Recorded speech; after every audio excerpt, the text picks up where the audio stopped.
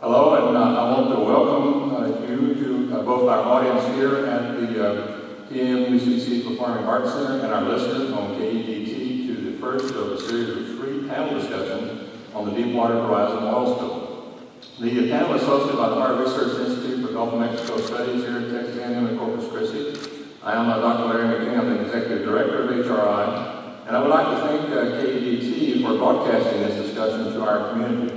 Specifically, I want to thank Don Dunlap, General Manager, Stuart Jacoby, the Director of Programming, and Shane Barker, the normal voice of KEDT. He's behind the box today, so he's setting a high bar for me. I'm trying not to be too nervous performing in front of him. Let's go ahead and get started.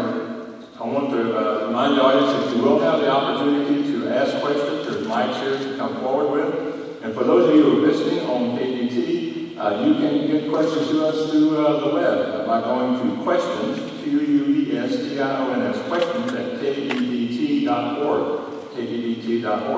Please include your first name and location with your question. Let's get started. Since the biggest oil spill in U.S. history began to unfold April 20th with an explosion that killed 11 workers aboard an offshore drilling rig, crude oil has found some 125 miles of the Louisiana coastline and has washed up in Alabama and Mississippi and is now threatening Florida, even as far as the Florida Keys.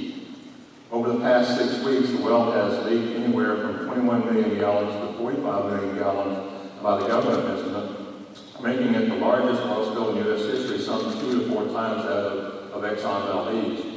The ecological and economic impacts have been significant, and they're expanding daily. More than 1/3 of the federal waters in the Gulf are now off limits to fishing, along with hundreds of square miles of state water. The impacts to wildlife and coastal wetlands have been graphically and sadly obvious over the last several days. If you have seen the videos of pelicans and shorebirds covered in oil, you know what I mean. It's a sickening and really sad situation. The status of underwater plumes of the oil and their potential impact are unknown and certainly of great concern to us. Oil is moving into the loop current and being trapped in the gyre, the offshoot of the loop current that has formed up, and potentially that has far-reaching impacts as well.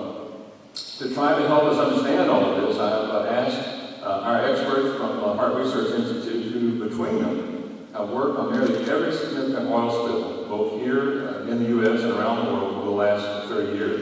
And I would refer you to our website, harteresearchinstitute.org. For details on their background and the things that HRI is doing regarding this tragic event. As I said, we'll take questions following some brief introductory remarks, but first let me introduce our panel. First to speak will be Dr. Tom Shirley. Dr. Shirley is the HRI Chair for Biodiversity and Marine Conservation. He'll be followed by Dr. Paul Montagna, who is the HRI Chair for Ecosystem Studies, and the wrap-up will be Dr. David Goskowitz, who is the HRI Chair for Socioeconomics. So at this time, I want to turn the mic over to Dr. Shirley.